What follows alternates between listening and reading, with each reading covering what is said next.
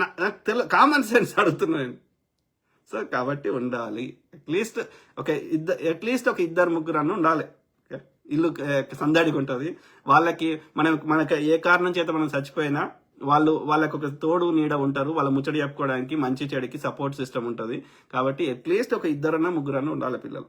Okay, at least ఇద్దరన్నా ఉండాలి కనీసం. ఒక్కరినే కంటారు. ఒక్కరిని కంటే అది ఇంకా అది పనిష్మెంట్. వానికి ఒక ఆడుకోవడానికి ఎవరు ఉండరు, ముచ్చడి చెప్పుకోవడానికి ఎవరు ఉండరు. మనకి ఏమైనా అయితే వాళ్ళకి ముచ్చడి ఏది ఒక తోడు ఉండదు, నీడ ఉండదు. అట్లీస్ట్ ఇద్దరు కానీ ముగ్గురు కానీ ఉండాలి పిల్లలు. అది అట్లా లేకుండా ఆలోచించడానికి బుద్ధి, సిగ్గు, శరం, మానం, లజ్జ లేదు. స్వార్థం కూడా కాదు. వాడు ఏం చేస్తుండో వానికే తెలియదు. అర్థమైందా? ఆ ఇద్దరు ఇట్లా ఎవరైనా చచ్చిపోయారు అనుకో, ఇక ఇంకోరైతే ఇక 30 ఏళ్ళకే వాళ్ళు ఏమంటారు, ఇక ఎటుకాని పరిస్థితి వాళ్ళది. అర్థమైందా? కాబట్టి పిల్లలు కంపల్సరీ ఉండాలి.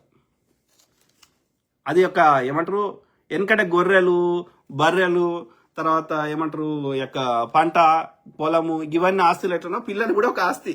అర్థమైందా? సో పిల్లలు ఉండాలి.